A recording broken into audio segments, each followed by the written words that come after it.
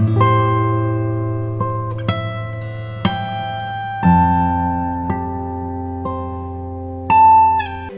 তোমার যে কনফিডেন্স লেভেলটা দেখাবে না, এটা জাস্ট অন্য লেভেলের, ঠিক আছে?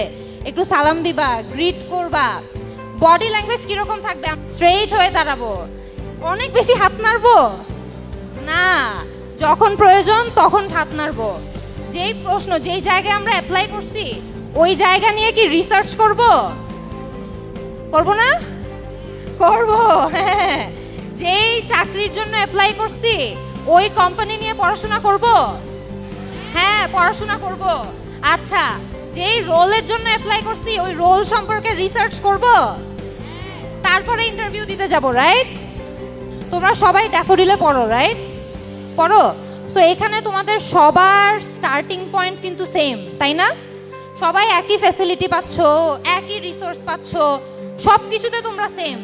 কিন্তু তোমাদের যেই এক্সপিরিয়েন্সগুলো আছে ওই এক্সপিরিয়েন্সগুলো কিন্তু তোমাদেরকে অন্যদের থেকে অ্যাটলিস্ট চাকরির জন্য একটু এগিয়ে রাখবে বা পিছিয়ে রাখবে, তাই না? তো কেউ কেউ এক্সপিরিয়েন্সের জন্য এগিয়ে থাকবা, কেউ কেউ এক্সপিরিয়েন্সের জন্য একটু একটু পিছিয়ে থাকবা, আগানো পিছানো চলতে থাকবে। তো আমরা কি আমাদের এক্সপিরিয়েন্সগুলোকে রিচ করা উচিত না আরো? সো আজকে থেকে আমরা সেশনে একটা জিনিস প্রমিস করি যে পড়াশোনার পাশাপাশি আর যত ধরনের এক্সপিরিয়েন্স গেইন করা যায়, সেটা পার্ট টাইম চাকরি হোক, ক্লাব অ্যাক্টিভিটি হোক, তোমরা কি সেরা একটা ইভেন্ট নামাইছো, এটাও তো ব্রিলিয়ান্ট একটা job. Please a huge round of applause.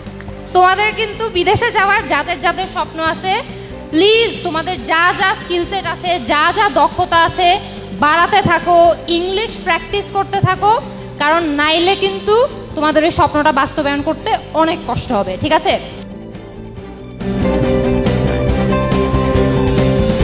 আজকে আমি ড্যাফোডিল ইন্টারন্যাশনাল ইউনিভার্সিটিতে এসেছি তাদের কালচারাল ক্লাবের অনুষ্ঠানে, অ্যান্ড ইট ওয়াজ অ্যামেজিং। খুবই খুবই খুবই ভালো ক্রাউড ছিল। ড্যাফোডিল ইউনিভার্সিটির ক্যাম্পাসটা ইজ সো বিউটিফুল, মানে যেদিকে তাকাচ্ছি সেদিকে হচ্ছে গ্রিনারি আর স্টুডেন্টদের অ্যাক্টিভিটি, অনেক ভালো লেগেছে। Thank you so much for inviting me.